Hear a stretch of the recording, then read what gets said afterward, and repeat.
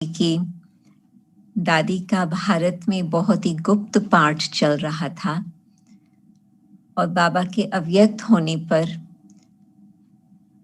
कुछ समय पहले साकार में ही जून 68 में बाबा ने दादी को ये कहा था कि बाबा दादी को हाथ पकड़ के दिखा रहे थे जहां आज शांति स्तंभ है, परंतु उस समय तो बैडमिंटन कोर्ट था। तो सामने दिखा करके कहते थे कि यहाँ मैं ट्रेनिंग सेंटर बनाऊंगा और मैं सब टीचर्स को यहाँ बुलाऊंगा और आप उन्हों को क्लासेस कराना। और यहाँ पर पॉइंट करते बाबा ने कहा कि यहाँ पर मैं एक ऐसा मकान बनाऊंगा जहाँ आप आराम से रह सके और भी दादियाँ वहाँ पर आपके साथ रहे। तो बाबा के पास ये पूरा नक्शा था इंद्रप्रस्थ बनाने का, चाहे ट्रेनिंग सेंटर बनाने का, और फिर ड्रामा अनुसार ट्रेनिंग सेंटर तो आधा पूरा होते बाबा उड़ के गए और जो इंद्रप्रस्थ है वो तो बाबा के अव्यक्त होने के बाद ही बना। परंतु बाबा ने दादी को ये क्यों कहा था जून 1968 में? क्योंकि बाबा ने देखा कि दादी की तबीयत ऐसी नहीं जो ट्रैवलिंग कर सके, और उन दिनों में तो दादी जान के 3rd क्लास की ट्रैवलिंग के बगैर कुछ और करती ही नहीं थी। तबीयत न देखना, आयु न देखना, सिर्फ बाबा की सेवा देखना। तो दादी ने बाबा को कहा, बाबा जो मैं चाहती हूँ सेवा वो मेरे से अभी नहीं हो पा रही है तबीयत के कारण। तो बाबा ने कहा, तुम्हारी तकदीर मेरे हाथ में है, तुम एक ही स्थान पर यहाँ आकर के बैठना और बाबा सब तरफ के टीचर्स को आपके पास बुला करके आपको ही देंगे कि आप उन्हों की पालना करें और टीचर के क्लासेस कराएं। तो प्रैक्टिकल जैसे बाबा ने कहा, तुरंत ही मई मास में दादी जान की आई फर्स्ट कुमारियों की टीचर्स की भट्टी शुरू हो रही थी। मीन्स अप्रैल में तो पहले कर्म योग का सारा 1 मास चला कुमारियों के लिए, ये है अप्रैल 69 की बात। और फिर मई मास में दादी जान के और जगदीश भाई आए। जगदीश भाई तो भाषण की ट्रेनिंग दे रहे थे और दादी जान के उस समय फिर धारणा की और सरेंडर क्या होता है उसकी धारणा युक्त क्लासेस करा रहे थे। तो उस समय से दादी का भारत के अंदर पाठ चेंज हो गया। दादी का एक और गुप्त पाठ चला था 1957 से लेके 1957 में रजनी बहन हमारी लौकिक माता जी लंदन में आए। बाबा के डायरेक्शंस अनुसार सारा परिवार उसके साथ आया, मैं भी थी, मेरा छोटा भाई और हमारा बाप। तो जब हम लंदन में पहुंचे, बाबा ने ही दादी को कहा कि हर 2 सप्ताह के बाद तुम जरूर एक पत्र लिखना रजनी बहन को और उसके द्वारा इसकी पालना करते रहना। फिर उसके पश्चात कुछ पूना के गए हुए थे, बॉम्बे के कुछ गए हुए थे भिन्न स्थानों पर, कुछ हांगकांग में, कुछ अफ्रीका में, कुछ कैम्बोडिया में। तो दादी का रोल था इन सब को पत्र द्वारा पालना देने का।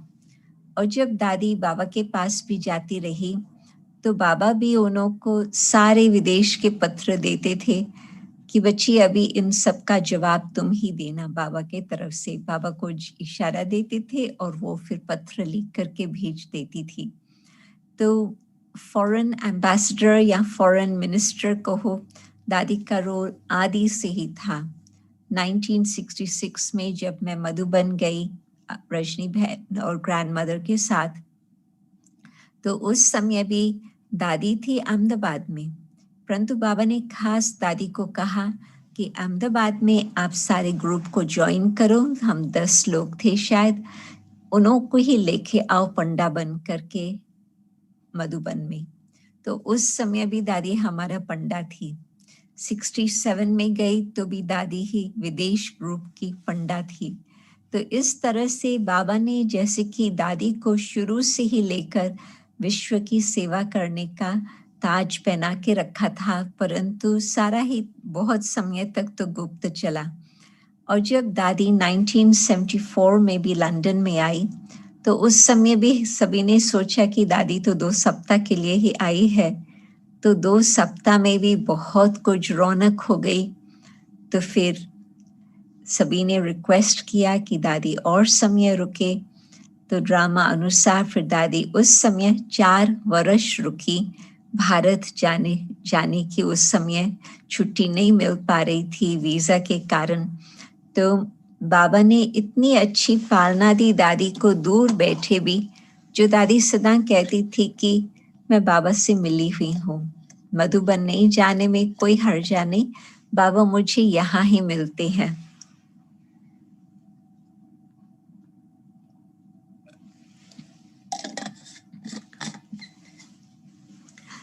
तो मैं देखती थी कि दादी को मधुबन, यज्ञ और बाबा के साथ, दोनों के साथ कितना संबंध नजदीक का है।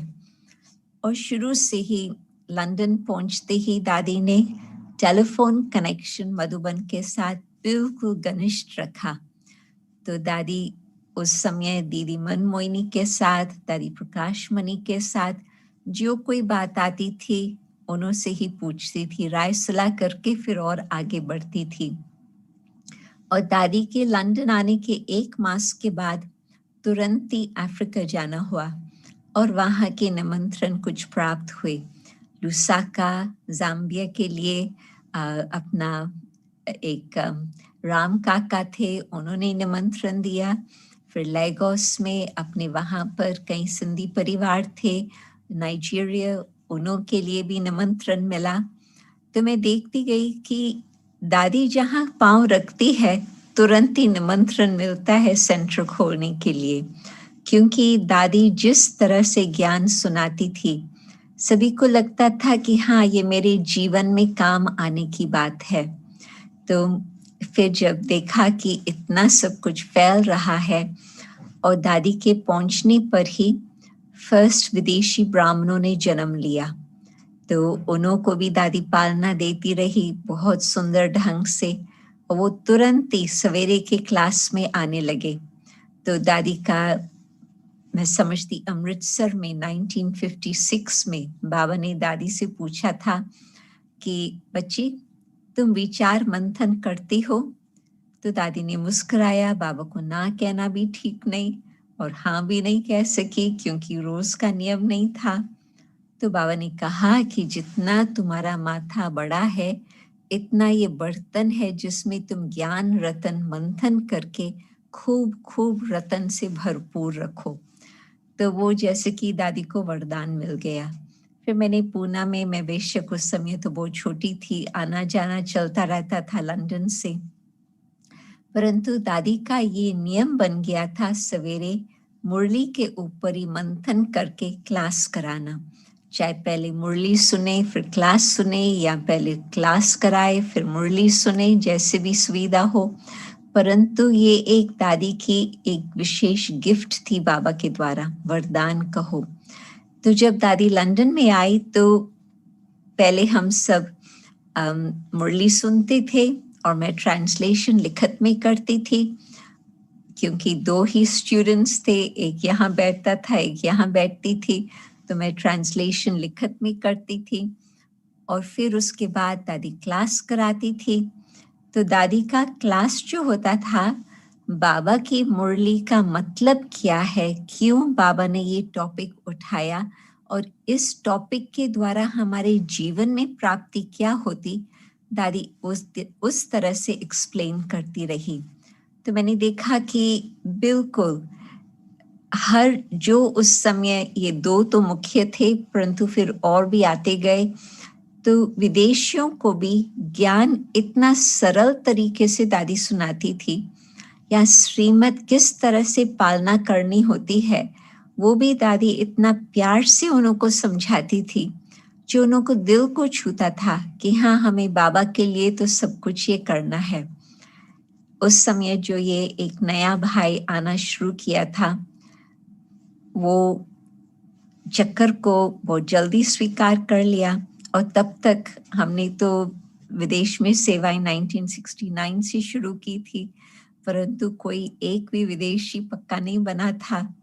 और यहाँ पर मैंने देखा कि ये जो आया, तुरंत ही उसने चक्कर 5000 वर्ष की सृष्टि चक्कर को भी इतना सहज समझ लिया, जो मैंने सोचा कि ये पूर्व कल्प की वाली आत्मा जरूर है। तो मैंने उसे पूछा कि तुमको क्या ये चक्कर सचमुच समझ में आता है? आप सचमुच उसमें विश्वास रखते हो?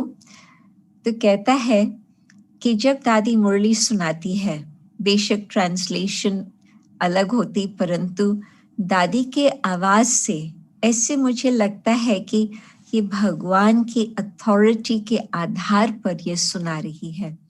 तो जबकि मुझे ये फीलिंग होती है कि ये भगवान की अथॉरिटी है, तो मैं उसको ना कैसे कहूँ। और हाँ, जो बातें नहीं समझ में है अभी, और भी आगे समझ में आती जाएंगी। तो उसका ये बिल्कुल निश्चय का आवाज निकला दादी की मुरली सुन करके। फिर तो उस घड़ी जो स्टूडेंट्स निकले, एक ने, इसी भाई ने ही कहा कि दादी से पूछा, दादी ऑस्ट्रेलिया में सेवाएं हैं? तो दादी ने कहा कि डेलीगेशन तो चक्कर लगा करके गए, जगदीश भाई भी चक्कर लगा करके दोबारा भी गए, परंतु अभी तक कोई सेवा केंद्र नहीं है। तो इसने दादी को कहा कि दादी, जहां तक मैंने मुरलियां समझी है, क्या सारे विश्व का उद्धार होने वाला है? तो दादी ने कहा हाँ। फिर कहा कि दादी, सेंटर के बिगर कैसे उद्धार होगा सारे उस समय जो भी वहां के होंगे लोग? तो दादी ने कहा बिल्कुल ठीक आपने बात कही है, क्या आपको जाना है वहां? तो उसका पहले विचार चल रहा था ये कैसे विश्व सेवा होंगी, परंतु दादी का ये कहना और उसके दिल से आवाज निकला, हाँ दादी, जी दादी, मैं तैयार हूं, मैं जा सकता हूँ। तो आप सोचो कि लंदन से ऑस्ट्रेलिया पहुंचने में एरोप्लेन में उन दिनों में 19 घंटे लगते थे। आजकल तो वो टाइम भी कम हो गया, 15 घंटा लगते, परंतु उन दिनों में 19 घंटे लगते थे बाय प्लेन। तो और ये व्यक्ति कभी वहां गया हुआ नहीं था, सिर्फ नक्शा देख करके उसने सोचा कि ऑस्ट्रेलिया इतना बड़ा है और यदि सेंटर वहां नहीं है, बस दादी ने प्रश्न पूछा, उसने निर्णय कर लिया मुझे जाना है। तो दादी की जो स्पिरिचुअल अथॉरिटी है और साथ साथ दादी का जो ज्ञान की गहराई का स्पष्टीकरण है, उसमें इतना जादू का खेल हो गया। जो ये तो मैंने आपको एक व्यक्ति की कहानी सुनाई, परंतु अनेक बाबा के बच्चे ऐसे निकलते गए, सेवाएं चलती रही, और न सिर्फ चलती रही, बढ़ती रही। और कई देशों में, पहले तो लंदन से कई टीचर्स तैयार होकर के अपने अपने देश में गए, क्योंकि लंदन मेगा सिटी है, तो बहुत सारे विश्व के भाई बहनें यहाँ वैसे भी आते थे, तो उनको जल्दी में ही ज्ञान का तीर लग गया। तो फिर भिन्न भिन्न देशों की सेवाएं इस तरह से होती गई। फिर मुझे याद आता कि अप्रैल 75, अब पूरा 1 वर्ष के बाद दादी के आने पर हम लोग जर्मनी गए थे, क्योंकि एक अपनी, जिसको बाबा 2 हंसों का जोड़ा कहते थे, ज्योति और जयंती, तो ज्योति जो मेरे साथ थी उस समय, उन्हों की फिर कहानी कुछ अलग रूपरेखा की हो गई। वो बाबा की है और सारा परिवार बाबा के पास ही चलता है, और वो 4th जनरेशन वाले दादी चंद्रमणि के परिवार के हैं। तो उसका कनेक्शन बाबा के साथ, और जो बोर्डिंग स्कूल की कहानी होती है, सोफिया स्कूल में एक बच्ची पढ़ती थी, बाबा के पास हर संडे के दिन आती थी, वो ज्योति की कहानी है। कहीं मुझे कहते हैं कि वो तुम्हारी कहानी है क्या? मैं कहती हूँ नहीं, ये ज्योति की कहानी है। तो कहने का मतलब उसका तो बहुत घनिष्ठ संबंध था बाबा के साथ, दादियों के साथ। तो उसने, वो पहुंची थी जर्मनी अपने पति के कारोबार के कारण। तो उन्होंने एक भाई था जिसने ज्ञान लिया था भारत में, विदेशी, साउथ एक्सटेंशन में और वो वहाँ पर थे। तो उनके साथ बातचीत की और कहा कि आप दादी को क्यों नहीं बुलाते हो जर्मनी? तो उस बेचारे ने कहा कि दादी तो कितनी महान है, दादी इस देश में आकर के क्या करेंगी? न प्रॉपर सेंटर है, न कुछ और साधन है। परंतु इस बहन का बहुत प्यार, तो इस बहन ने भाई को बोला, कोई बात नहीं, हम सब कुछ प्रबंध कर लेंगे। फिर सेंटर जो स्थान था भाई का, वहाँ ही फिर हम लोगों ने स्थान बनाया सेंटर का। परंतु उस बहन के निमित्त कारण दादी और हम वहाँ जर्मनी में पहुंचे और भाई तो था ही जर्मन, तो उन्होंने बहुत अच्छे अच्छे स्थानों पर सत्संग अथवा क्लासेस रखाई थी। तो एक स्थान पर दादी गई और वहाँ पर शाम का टाइम था, वो बहुत आराम से लोग बैठे थे, किसकी टांगे लंबी लंबी, भारत में जिस तरह से कायदे से सत्संग होता, दादी के लिए तो ये न्यू सीन थी। कोई लंबा टांग करके बैठा है, कोई ऐसे आराम से गद्दी लेकर के बैठा है। परंतु दादी वो एक्सटर्नल बातें कुछ नहीं देखी। एक बात उसके दिल को लग गई, क्योंकि तुमेव माताश्च पिता का गीत वो गा रहे थे। आनंद मार्ग के कनेक्शन के लोग थे शायद। तो उनका जो मीठा गाना था, तुमेव माताश्च पिता, बाबा के प्रति, तो दादी इतना पिघल गई, जो इतना प्यार से उनको 1 घंटा लगा, 2 घंटा लगा, दादी उनको समझाती रही। दादी तो हिंदी में बोलती थी, फिर हमारा इंग्लिश का ट्रांसलेशन चलता था, और कुछ थोड़े लोग थे जर्मन जो इंग्लिश नहीं समझते थे, तो ये भाई उन्हों के लिए ट्रांसलेशन करके कोने में बैठा था। तो वो बहुत मजा आया दादी को। दादी घर पे आई तो भी दादी उन्हों के गीत को याद कर रही थी। तुम्हें माताश्च पिता मैं भी गाती थी बहुत प्यार से बचपन में भगवान के लिए, और देखो अभी वो सचमुच मेरा बाप दादा अथवा माता पिता हो गए। फिर दूसरे दिन भाई ने कहा कि सूर्य भाई उसका नाम था, स्टीफन, फिर सभी ने उसको सूर्य नाम दिया था। तो वो कहे कि फ्रैंकफर्ट जो वहाँ का कैपिटल है, वहाँ पर थोड़ा चक्कर लगाएं। तो हम लोगों को लेके गए और हम देख रहे थे। तो दादी ने देखा कि 2 व्यक्ति हैं और उनको अभी अभी तो नॉर्मल कपड़े पहने हुए थे, परंतु दादी पहचान गई कि दोनों ने कल सत्संग चलाया था, तो सत्संग के मुख्य है। और जैसे विदेश में आदत होती है कि बाँव में पकड़ के चल रहे थे, तो दादी को वो सीन देख करके एक दूसरी प्रेरणा आई। दादी ने कहा कि देखो, एक तरफ तो वो माता पिता के लिए गीत गा रहे हैं, तुमेव माताश्च पिता दिल से गा रहे हैं, और दूसरे तरफ मैं देख रही हूँ कि उनके जीवन में कुछ पवित्रता ही नहीं है, बाजार में घूमते ऐसे घूम रहे हैं। तो मुझे जरूर विदेश में रह करके इन आत्माओं को ये जरूर सिखाना है कि पवित्रता क्या होती, बाबा के साथ संबंध किस प्रकार से होता, और भगवान कैसे आए हैं और ब्रह्मा बाबा के तन के द्वारा कैसे कार्य कर रहे हैं। ये सारे विश्व को ये संदेश मिलना बहुत ही आवश्यक है। जगदीश भाई भी चक्कर लगा करके वापस आते थे, कहते थे मुझे जल्दी फिर विदेश जाना है। फिर भारत के कारोबार में इतना व्यस्त हो जाते थे, तो फिर वो तो जा नहीं पाते थे, कुछ वर्ष लग जाते थे फिर से जाने में।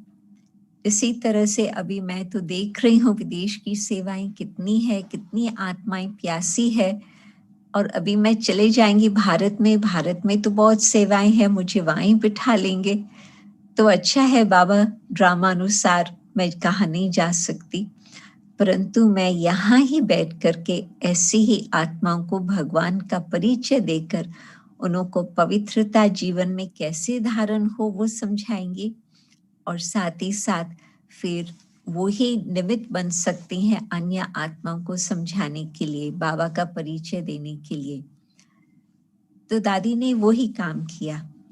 बीच बीच में कई लोग कहते थे, दादी इतना यहाँ धरनी कठिन है, यहाँ से लोग निकले, टीचर बने, ये तो बहुत मुश्किल लगता। क्या आप समझते हैं कि भारत से टीचर्स को मंगाना पड़ेगा? दादी विचार करके फिर उनको एक ऐसा उत्तर देती थी जो वो चुप हो जाते थे। दादी ने कहा कि हाँ, बेशक बाबा ने सब पहले दादियों को मुख्य रखा, परंतु दादियों का बाबा की आज्ञा अनुसार यही लक्ष्य रहा कि हर स्थान पर वहाँ की लोकल टीचर होनी चाहिए। मानो बॉम्बे में बॉम्बे के ही निकली हुई टीचर्स हो, या दिल्ली है दिल्ली के ही वहाँ के निकली हुई टीचर्स हो। तो यदि इस तरह से हम यहाँ कार्य करेंगे तो कार्य सफल होगा। नहीं तो लोग भारत से आए, उनके वीजा का प्रबंध, उनका कल्चर समझने में, भाषा समझने में, कई देशों में नई भाषा सीखने में कितनी एनर्जी जाएंगी। तो जो बाबा का रीत रस्म भारत में चला है, वहाँ के स्टेट वाले ही अपनी स्थान की सेवा करें। तो इसी तरह से हमें विदेश में भी रखना है। दादी को कदम कदम पर बाबा ने क्या कहा वो बात याद रहती थी। तो इस पर दादी को ये बात याद आई। तो फिर कुछ समय बीता, धीरे धीरे स्टूडेंट्स निकलते रहे। फिर आने लगे तो बहुत फास्ट मशीन चली। पहले कुछ स्टूडेंट्स को तैयार करने में टाइम लगा, फिर वही स्टूडेंट्स औरों को सिखाते थे विदेश वाले, तो बहुत फास्ट मशीन चल पड़ी।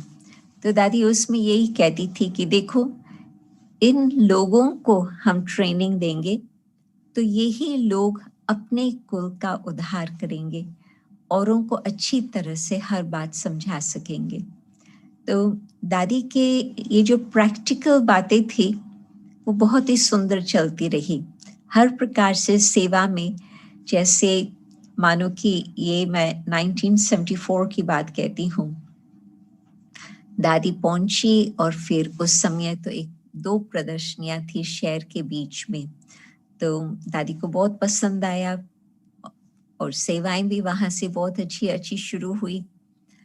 फिर दादी को और हम कहते थे रोकने के लिए, ये जो नए नए बाबा के फूल हैं उनको को पालना देने के लिए। तो दादी उस समय रक्षाबंधन पर बहुत बड़ा ग्रुप भी नहीं था, परंतु जितने भी आए वो फिर बाबा के भंडारे के लिए, खास होली के लिए दे रहे थे। फिर दादी ने कहा कि पूना में मेरी ये रीत रस्म होती, आधा मैं रखती थी कोई भी नई सेवा के लिए और आधा मैं रखती थी मधुबन के लिए। तो हम ऐसे ही करें। मैंने कहा दादी आप मालिक हो?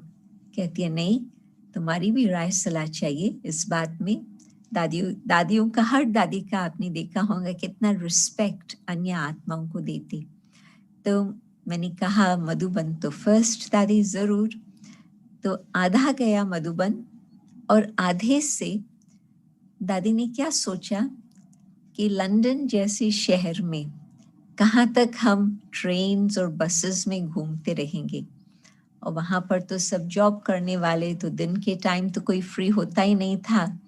तो दादी ने मेरे से पूछा था कि तुमको ड्राइविंग लाइसेंस है? तो मेरे पास थी, मैंने 18 वर्ष होते ही वो ले ली थी, सीख गई थी ड्राइविंग। तो मैंने कहा जी दादी। तो कहे बस अभी लंदन की सेवा को आगे बढ़ाना है, भाग दौड़ यहाँ से वहाँ तक करनी है, तो फिर तो एक गाड़ी लेनी चाहिए। तो आज तक भी तो second hand, third hand cars तो लंदन में आम मिलती है। तो कोई भाई होशियार था जिसको जानकारी थी, उनको दादी ने बताया कि ऐसी गाड़ी हो जो मजबूत हो, जो घड़ी घड़ी टूटे नहीं, फिर हमको उसमें माथा खराब नहीं करना पड़े, और ऐसे हो मजबूत जो अच्छी तरह से वो चल सके। तो भाई ने भी ऐसे ही गाड़ी ढूंढ के दी।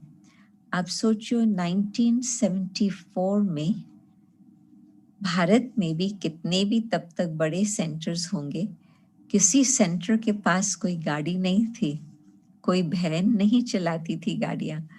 और दादी ने मुझे छुट्टी दे दी कि तुम इस गाड़ी को चलाना, तुम ही मुझे यहाँ वहाँ से लेके जाना। तो दादी की इतनी ब्रॉड माइंडेड पर्सपेक्टिव थी विदेश की सेवा के प्रति, जो दादी कोई भी बात के बंधन में नहीं अटकती थी। नहीं, ऐसे नहीं करना चाहिए, ऐसे भारत में कभी थोड़ी किया है। दादी को हमेशा उमंग आता था, नई बातें, नई बातें। तो ये भी हाँ, और सेवा इससे आगे बढ़ेंगी। और सचमुच दादी को कहाँ भी दिन में जाना होता था, तो भाई लोग तो उस समय जॉब पर थे, तो मैं ही दादी को सब तरफ लेके जाती थी। तो मैंने देखा कि दादी हमेशा नई बात चाहती भी थी, पसंद भी करती थी और उसमें हम सबको इनकरेज भी करती रही। दादी ने एक बारी ऐसे किया, दादी ने कहा कि शुरू-शुरू में हम क्या करते थे, हम लोग हर टॉपिक का बहुत अच्छी तरह से मंथन करते थे और जो भी प्रश्न उत्तर होते थे, हम उन प्रश्न उत्तर का आपस में हल करते थे ताकि लोगों को कैसे समझाएं। तो यहाँ पर भी हमें ऐसे करना चाहिए। तो फिर दादी ने वेडनेसडे नाइट मुक्र रखा कि जो भी कुछ स्टूडेंट्स है वो भी आएंगे, परंतु सुदेश बहन, दादी और हम इकट्ठे बैठते थे और जो भी हम लोगों से प्रश्न पूछे गए थे स्टूडेंट्स के द्वारा, हम वो दादी को सुनाते थे। फिर दादी कहती थी आप लोगों ने क्या उत्तर दिया, और फिर स्टूडेंट्स भी जो नए बैठे होते थे उनसे भी कहा कि क्या आप इससे संतुष्ट हैं या और कुछ इसकी एक्सप्लेनेशन चाहिए। तो वो तो दादी का भी तब तक बहुत प्यार से सुनने आते थे, तो दादी को कहते थे दादी आप इसको और एक्सप्लेन करो। दादी फिर एक एक टॉपिक को बहुत अच्छी तरह से और स्पष्ट करती थी और उन्हों के ढंग की बात ऐसे सुनाती थी जो उन्हों को लगता था कि हमारे काम की बात है। नहीं तो आप सोचो कि आज तक भी साकार मुरली में भारत के संबंध की बात अथवा हिंदू धर्म के संबंध की बात कितनी सारी बातें आती है, चाहे गीता का भगवान हो, चाहे त्रिमूर्ति हो, चाहे लक्ष्मी नारायण हो।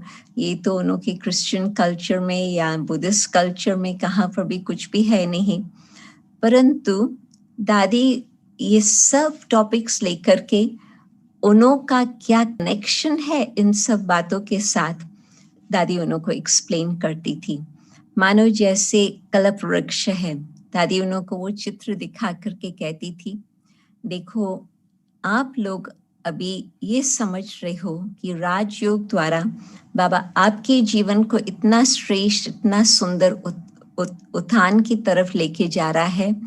तो इसका कारण क्या कि ये जो सारे झाड़ के रूट्स है वो भी संगम युग में वो रूट्स पड़ रहे हैं और आप लोग भी उन रूट्स के अंदर ही हो। और रूट्स कभी प्रत्यक्ष नहीं होते हैं, रूट्स बहुत गुप्त रहते हैं। आप झाड़ को देखेंगे बहुत सुंदर लगेगा, परंतु आप रूट्स कभी देख नहीं पाएंगे क्योंकि वो बिल्कुल अंदर ही गहराई से इनकॉग्निटो है, परंतु उस आधार पर सारा वृक्ष खड़ा है। तो दादी इस तरह से अच्छी अच्छी बातें उन्हों को समझा करके उन्हों का कनेक्शन मधुबन से, यज्ञ से इतना अच्छी तरह से जोड़ती थी। जो जब वो मधुबन जाते थे, फर्स्ट ग्रुप, सेकंड ग्रुप जैसे जाते गए, दीदी दादी मुझे एक बारी पूछती कि फिर तब तक अन्य स्थानों पर भी, देशों में भी सेवा फैल गई थी। तो दीदी हमारे से पूछा, दादी ने पूछा कि लंदन वाले जो आते हैं यहाँ, हमको लगता है कि वो बिल्कुल घरेलू है और दूसरे आते हैं लगता है कि थोड़ा उनको टाइम लगता है एडजस्ट होने में, इसका कारण। तो मैंने कहा जो दादी जानकी हर रोज सवेरे मुरली के बाद क्लास कराती है, दादी जो क्लास कराती है उसमें प्रैक्टिकल कहानियाँ खूब सारी बताती है। उसमें मानो कि बाबा की कहानियाँ, शुरू की कराची की दादियों की कहानियाँ, दीदी की कहानी, मम्मा की कहानी, दादा विश्व किशोर की, एक आत्मा की दादी उन्हों को कहानी सुनाती थी कि उन्हों के अंदर क्या विशेषता रही, उन्होंने किस तरह से अपने जीवन को बाबा के सामने समर्पण किया। तो जब वो मधुबन पहुंचते हैं, उनको कोई भी ऐसे व्यक्ति यहाँ नहीं लगता है कि वो अनजान है, उनको लगता है कि ये हमारे पहचान वाले हैं और उस पहचान की दृष्टि से फिर उनके साथ वो संबंध रखते हैं। तो ज़रूर आपको फ़र्क लगता ही होगा, परंतु कारण है ये, क्योंकि उन दिनों में इतना तो अभ्यास नहीं था जो वेबकास्ट हो, वो फैसिलिटीज़ नहीं थी या क्लासेस तुरंत ईमेल में चले जाए, वो तो सब बहुत पीछे की बात थी। तो हम लोग बीच-बीच में फिर जहाँ ऑस्ट्रेलिया में, जर्मनी में सेंटर्स खुलते गए, हम लोग फिर लिखत में भेजते थे। उस समय तो कोई कंप्यूटर्स भी नहीं थे, कंप्यूटर फर्स्ट आया बाबा के घर में 1985। ये मैं 70s की कहानी सुना रही हूँ। परंतु दादी का मधुबन के साथ इतना गहरा संबंध सदा यज्ञ को सामने रखती थी। कुछ भी आता था, दादी सोचती थी, क्या ये यज्ञ सेवा में यूज़ हो सकता? और यदि यूज़ होता तो फिर पार्टी के साथ वो भेज देती थी, कोई भी बात।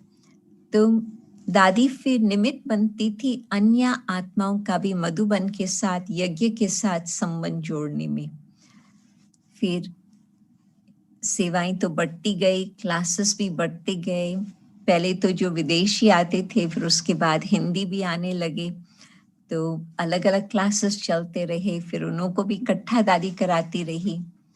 और दादी का बिल्कुल बाबा में इतना विश्वास, जो कोई भी कार्य करना है वो दादी पहले मधुबन से पूछती थी, दादी दीदी से, परंतु साथ साथ बाबा से। जैसे दिसंबर 74 में ही जो पहले वाला 2 कमरे वाला छोटा सा फ्लैट था वो छोटा पड़ गया, तो बाजू का मकान खाली होने वाला था। तो दादी ने उसके लिए जांच कराई, तो देखा कि हाँ वो बहुत अच्छा मकान है और वो बाबा की सेवार्थ यूज हो सकता। और उसमें दादी को कैसे पता चला, क्योंकि दादी तो उस समय करीब 60 इयर्स की थी। बाजू वाले मकान में भी एक 60 ईयर ओल्ड लेडी रहती थी, तो वो तो हिंदी नहीं जानती थी, दादी इंग्लिश नहीं जानती थी, परंतु दादी शाम को पैदल करने जाती थी, कभी अकेला कभी कोई और साथ होता था। तो जो माता थी वो दरवाजे पर अपने गेट पर खड़ी होती थी, तो 2-3 दिनों के बाद एक दो की पहचान हो गई, तो एक दूसरे को मुस्कुराते थे। और फिर दादी को वो अपने अंदर घर लेके गई एक बारी, तो बहुत सुंदर बना हुआ था, तो दादी को बहुत अच्छा लगा, तो दादी ने उसको बताया बहुत ब्यूटीफुल है, थोड़े थोड़े शब्द दादी जानती थी। और फिर पता चला कि माता ने शरीर छोड़ा और उसके बेटे आए, तो उन्होंने फिर बताया कि अभी तो हमको ये मकान जल्दी बेचना है, हम दूसरी जगह रहते हैं, हम यहाँ बैठ करके यहाँ नहीं संभाल पाएंगे। तो फिर दादी को संकल्प आया कि ये बाबा का आस्थान होना चाहिए, जबकि मैंने अंदर भी देखा है बहुत सुंदर है, तो ऐसे ही हो। तो एक परिवार था जिन्होंने कहा था कि हम मदद करेंगे, तो तब तक मैं फर्स्ट ग्रुप को मधुबन लेके गई थी। तो मैं मधुबन में हूँ दिसंबर मास, और दादी, बड़ी दादी मुझे देखती है कि मैं वहाँ इंद्रप्रस्थ में बैठी हूँ, तो दादी मुझे इशारा करके बुलाती है, बड़ी दादी। तो फिर दादी मुझे देख करके कहती है कि आपको दादी का फोन आया? मैंने कहा नहीं दादी, यहाँ तो उस समय तो फोन सिर्फ ऑफिस में होते थे, आस्थान पर तो फोन्स भी नहीं थे। तो मैंने कहा नहीं दादी, मेरे साथ बातचीत नहीं हुई है। तो कहती है आओ थोड़ा पैदल भी करें और मैं तुमको बताऊं। तो बड़ी दादी ने फिर मुझे हाथ पकड़ के टावर ऑफ पीस के साथ चक्कर लगा करके फिर कहा कि जो परिवार वो देने वाले थे वो नहीं दे पा रहे हैं, पति को तो अभी तक संकल्प है देने का, और जो माता है वो कहती है कि नहीं अपने पास ही रखो, क्योंकि बच्चे बड़े होंगे, ये होगा वो होगा, माताओं का थोड़ा मन इस तरह से होता है। तो दादी पूछती है बड़ी दादी से पत्र में कि बाबा से पूछे क्या करें अभी। तो दादी कहती कि आप समझते हो कि ये सब इकट्ठा हो सकता है वहाँ? मैंने कहा दादी स्टूडेंट्स में तो इतना दम नहीं है जो वो कर सके। तो दादी कहती अच्छा ठीक है, देखते हैं, बाबा से पूछते हैं। तो दादी गुलजार ने बाबा का जवाब लाया और वो पत्र लिखा, और उस पत्र में बाबा का संदेश में ये था कि आप परिवार को बताओ कि चाहे आपका पैसा बैंक में हो, चाहे आपका पैसा पत्थर और ईंटों में हो अथवा बाबा के मकान में हो, दोनों स्थानों पर आपका पैसा सेफ रहेगा। और आपको हम वायदा करते हैं कि आपको 6 मास के अंदर हम वापस आपका वो दिया हुआ लोन चुकता करेंगे। और उस बीच में आपके पास खूब सारी दुआएं भी जमा हो जाएंगी, क्योंकि वो भगवान के कार्य में यूज होगा। तो बाबा का ये कहना, दादी का ये सुनना, और दादी ने वो उनको संदेश बताया, पढ़ के सुनाया, और फिर उन्होंने स्वीकार किया। मकान बाबा का जो बाजू वाला है, शुरुआत वाला, वो मिल गया। और सेवाएं तो बहुत ज्यादा बढ़ ही गई, बहुत फास्ट। परंतु दादी को ये जो विश्वास था कि हाँ 6 मास के अंदर हम सब कुछ चुकतू कर सकेंगे, बाबा ने कहा है तो हो जाएगा। दादी का एक संकल्प भी ज्यादा नहीं चला। ड्रामा अनुसार 6 मास पूरे होने से थोड़े दिन पहले वो सारा कर्जा चुकतू हो गया।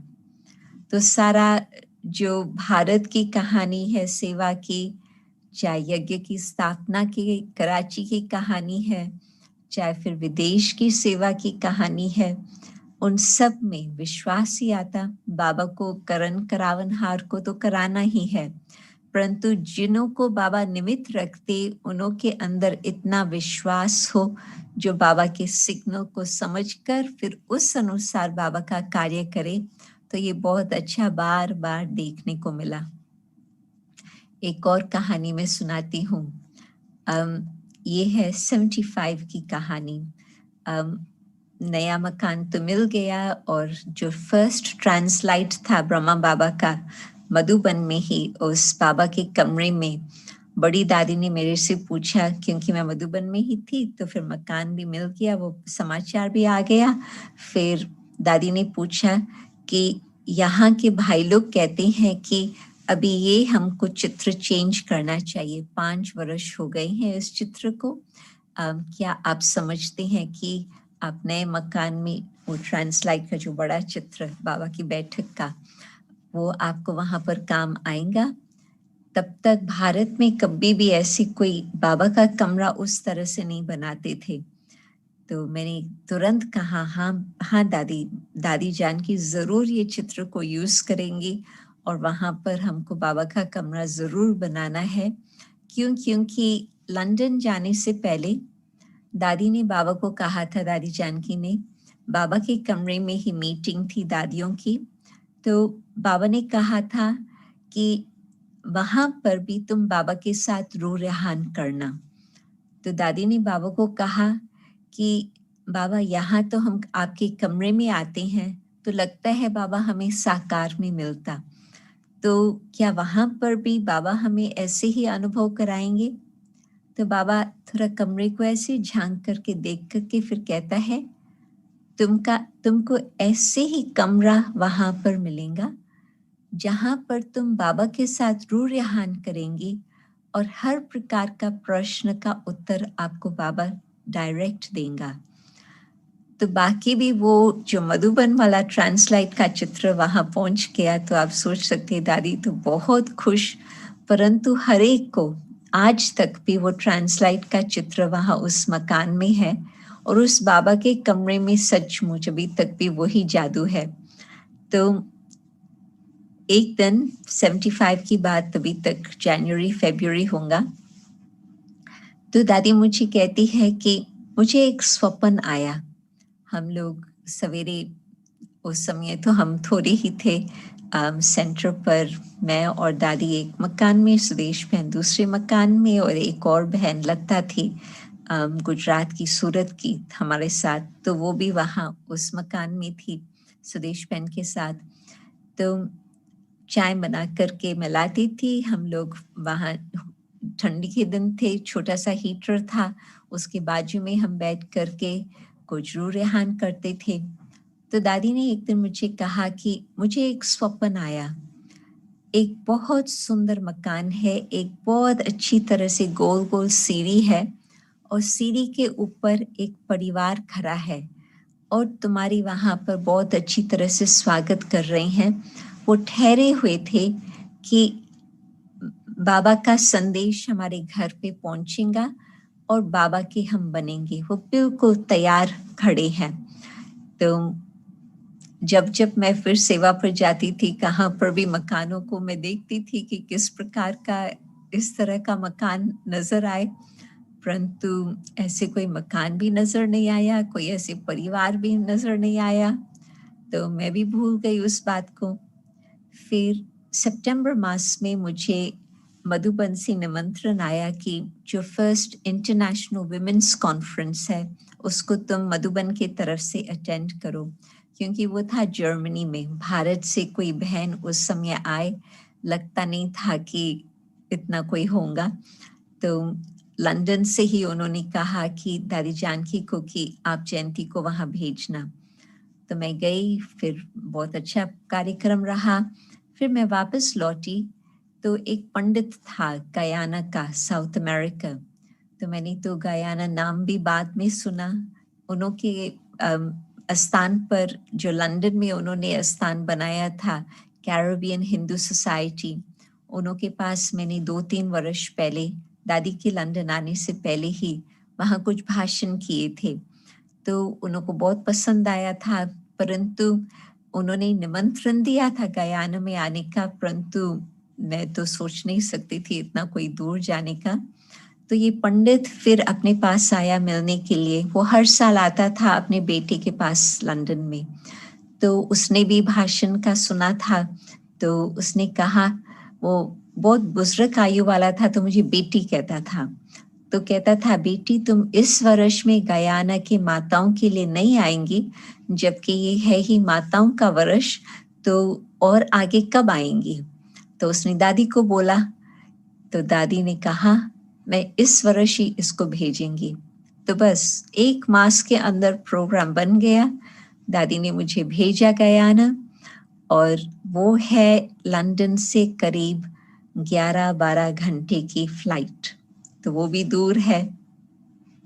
तो हम वहाँ गए तो तुरंत ही जिस परिवार ने निमंत्रण दिया था, हिंदू महासभा के प्रेसिडेंट और उसकी वाइफ ने, तो मैंने देखा कि एयरपोर्ट से रास्ते पर चलते 1 घंटा लग गया। तो उस बीच में ही वो जो वाइफ थी आने के लिए वेलकम करने के लिए आई थी, तो उसने इतने अच्छे प्रश्न पूछे। वो शिव की भगत थी, हिंदू बैकग्राउंड की। तो उसने तुरंत ही, जैसे कि 2 लेसन पहले ही, इतना इंटरेस्ट से 1 घंटे के अंदर जर्नी में ही सुन लिया। और फिर हम जैसे ही उसके पास घर पे पहुंचे, सवेरे का 4 बजे का टाइम था, क्योंकि रात्रि को 2 बजे फ्लाइट पहुंची थी, तो तब तक 4 बज गया था। तो मैं देखूं कि बहुत सुंदर मकान है। वो थी एक कैबिनेट मिनिस्टर की वाइफ। तो मकान भी सुंदर, परंतु जो सीढ़ी थी जैसे गोल चक्कर की सीढ़ी, वो बिल्कुल जैसे दादी ने स्वप्न में बताया। और सीढ़ी के ऊपर उसका पति, उसके बेटियां, उसके बेटे सब खड़े थे। तो मुझे वही सीन याद आई कि दादी को ये स्वप्न आया था। और जैसे ही मैं ऊपर पहुंची, फिर तो तुरंत ही जैसे कि घरेलू बन गए। आप लोगों ने कईयों को मालूम होगा अंकल स्टीव और आंटी बेटी, तो ये उन्हों के घर की कहानी मैं सुना रही हूँ। तो तुरंत ही जैसे कि उन्होंने दिल से बाबा को स्वीकार किया, और तब से फिर न सिर्फ गयाना की सेवा, परंतु ट्रिनिडाड की, बारबाडोस की, वो सारी सुरिनाम की, इन सब देशों की सेवा वहाँ हो गई। परंतु उनकी बेटी ने फिर न्यूयॉर्क की सेवा के लिए पान का बीड़ा उठाया, और उसमें फिर मोइनी बहन बाद में गई। तो दादी न सिर्फ अपना दिमाग का प्लान, दादी को दिमाग का प्लान नहीं होता था, दिल का प्लान होता था हमेशा। और प्लान वो कैसे प्रैक्टिकल होगा, वो बाबा कराएंगा। तो दादी की नम्रता भावना, दादी के पक्के पक्के नियम, और फिर हर एक को उन नियमों की वैल्यू बिठाना ताकि वो भी उन नियमों को फॉलो कर सके अपने जीवन में। और मुख्य बात बाबा की टचिंग, चाहे वो स्वप्न के द्वारा, चाहे वो योग में, कुछ भी, परंतु हर बात में हाँ टचिंग आई है, परंतु मधुबन से भी चेक करना है हर बात। तो इतना गहरा संबंध दादी ने बना करके रखा। जो 4 वर्ष दादी भारत नहीं गई, परंतु ऐसे नहीं लगता था कि दादी कोई दूर है। चाहे दीदी दादी उसको याद भी करते थे, परंतु कहते थे वो हमारे साथ साथ है। और वहाँ पर दादी भी उनको याद करती थी कि वो हमारे साथ है। तो वो दिल का जो संबंध होता यज्ञ के साथ कैसे होना चाहिए, दादी ने वो हर एक के दिल के अंदर वो बीज भी डाला। तो इस तरह से दादी की अपने जीवन के द्वारा अन्य आत्माओं को प्रेरणा देना, इस तरह से वो कार्य चलता रहा। और उसमें दादी ऑलराउंड पार्ट बजाती थी। मानो कि शुरुआत में जो पहले दिनों में दादी खुद खाना भी बनाती थी, हम लोगों को कहती थी कि आप लोग अपनी सेवा करो, मुझे इंग्लिश नहीं आती है तो आप लोग बैठ करके उन्हों को ज्ञान इंग्लिश में सुनाओ जिन्हों को सुनाना है। परंतु दादी फिर हर एक स्टूडेंट के साथ बाद में मिलती थी। क्यों? क्योंकि फिर उनको दृष्टि देना, उनसे थोड़ी लेन देन करना, ताकि उन्हों की जो रगत थी वो भी दादी समझ भी जाए, परंतु दादी के हाथ में भी वो आ जाती थी। फिर दादी ने ऐसी ट्रेनिंग दी उस समय विदेशियों को, जो कई लोग टीचर बन करके विदेश अपने और देशों में चले गए। कई लोग वहाँ ही रह करके फिर टीचर का रूप धारण करके फिर कारोबार में हर प्रकार से मददगार रहे। तो इस प्रकार से दादी ने अपनी जो दिल व जान से जो सेवा की, उस आधार पर आज विदेश की सेवा खड़ी है। उसमें भी मैंने देखा कि दादी की नम्रता, भारत में तो सब उस समय भी दादी को दादी कहते थे, और लंदन में आकर के दादी खुद खाना बनाती थी। हम लोग 3 लोग भंडारे में जाते थे 12 बजे, उससे पहले और सेवाएं चालू होती थी। फिर दादी कहती थी ठीक है मैं सब्जी बनाती हूँ, फिर जयंती तुम सैलड बनाओ और सुदेश बहन रोटी बनाए। हम 3 ही होते थे तो 6 रोटी बनाने में कितना टाइम लगता, परंतु इतना प्यार से दादी ने ऐसे पालना दी जो हमारा प्यार का संबंध आज तक भी सुदेश बहन और हमारा चलता रहा। और उस समय फिर इकट्ठा भोजन बनाना, बाबा को भोग लगाना और फिर इकट्ठा प्यार से बैठ के खाना। और शाम को दादी हम लोगों के लिए ठहरती थी।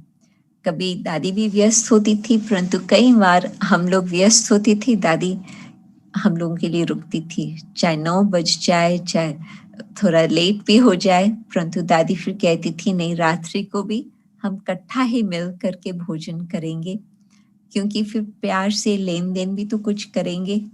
नहीं तो मैं कहेंगे कि मुझे भूख लगी है, मैं जल्दी खा लूँ, आप लोग पीछे खा लो, फिर आप लोगों को भी लगेगा थोड़ा रूखा सूखा, परंतु मुझे भी अच्छा लगता है, आप लोगों को भी अच्छा लगता है, तो फिर दादी खास बैठती थी। फिर जल्दी में ही कुछ समय के बाद इंग्लैंड के कई और जगह पर सेवाएं शुरू हो गई।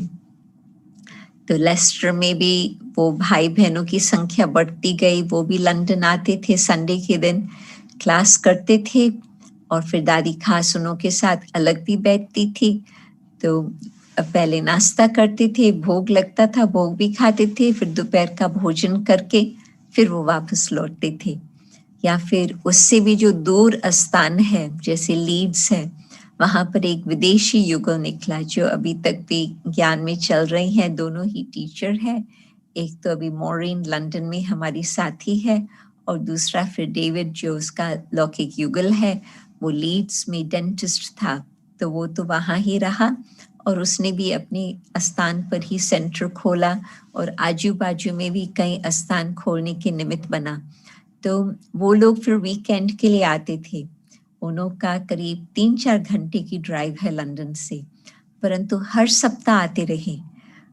और जब आते थे तो फिर देखते थे कि दादी हमारे लिए भोजन बना रही है, तो इतना उन्हों की दिल गदगद होती थी कि दादी हमारे लिए भोजन बना रही है।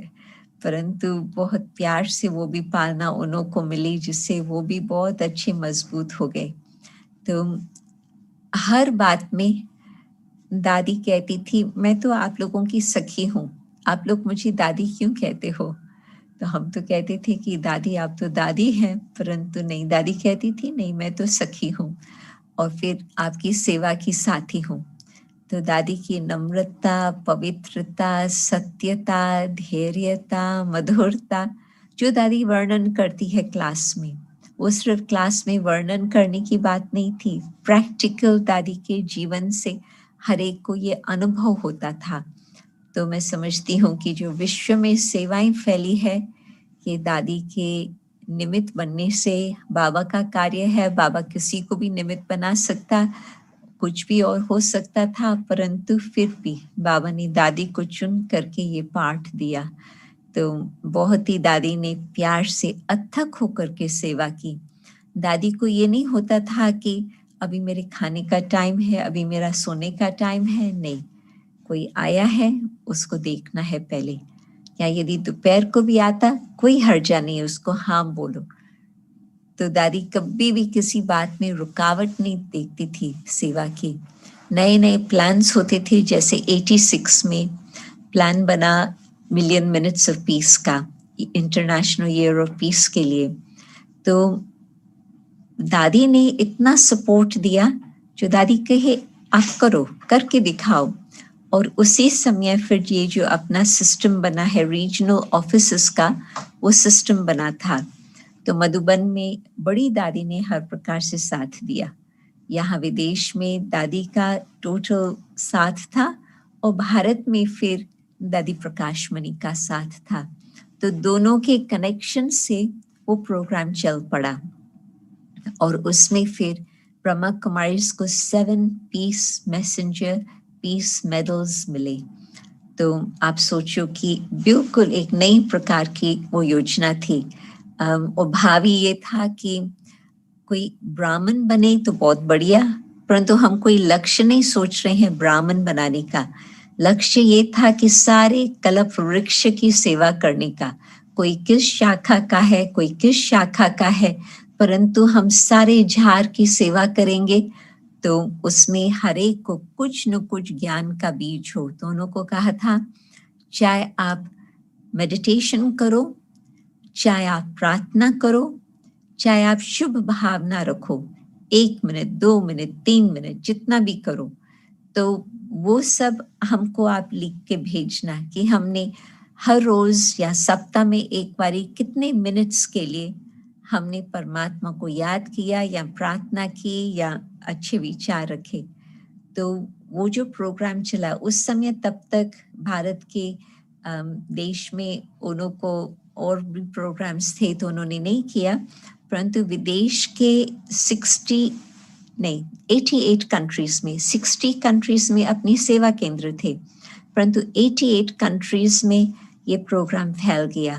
तो it became the largest non fund raising project for the United Nations International Year of Peace by an NGO.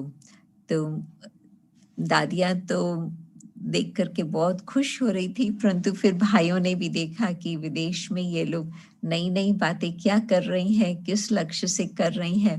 तो फिर सेवा की गाड़ी एक अलग प्रकार से चालू हो गई। तो और उसमें दादी का विशेष एक पाठ था। बाबा ने एक बारी दादी को संदेश दिया था कि जैसे तुम अमृत वेला का योग करते हो, इस तरह से शाम को 4 बजे का योग तुम जरूर करो, जिससे जो अभी नए नए बाबा के फूल निमित्त बनते जा रहे हैं, उन्हों को भी शक्ति मिले और विदेश के सेवा को भी बल मिले।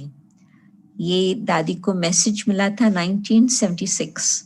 दादी ने इसको तब से चालू रखा था, नहीं तो कई बार दादी 2:30 बजे 3 बजे भोजन करती थी, तो रेस्ट का तो बहुत कम टाइम होता था, परंतु एक्यूरेट 4 बजे दादी योग में बैठती थी शाम को, सवेरे तो बैठती थी परंतु शाम को। और उस योग के समय दादी हर एक का इस तरह से पालना देती थी। और मिलियन मिनट्स में एक बिल्कुल नए प्रकार का विचित्र प्रोग्राम था, बहुत सारे प्रश्न आ रहे थे, तो उसमें भी दादी शाम को बैठती थी योग में, फिर जो टचिंग होती थी फिर हम लोगों को बताती थी, फिर उस अनुसार हम गाड़ी को आगे चलाते थे। तो कहानी आप सोचो कि दादी 40 वर्ष विदेश रही, कितनी बातें हुई और कितनी सेवाएं हुई, परंतु बाबा के नियमों को पक्का रखना, बाबा की मुरली पर अपना आधार रखना, अमृत वेले का योग, ये जो सब बातें दादी के जीवन की नींव थी, उन्होंने फिर अन्य आत्माओं में भी वही नींव डाली, जिस आधार पर आज विश्व में इतनी सेवाएं फैल चुकी है और इतने ब्राह्मण आत्माएं बाबा के वारिस क्वालिटी भी बने हैं और साथ साथ निमित्त बन करके अनेक देशों की सेवा भी कर रहे हैं। तभी मैंने कहा ना कि आपके टॉपिक तो बड़ी इंटरेस्टिंग है, परंतु बहुत कुछ सीखने को मिला। दीदी आप जब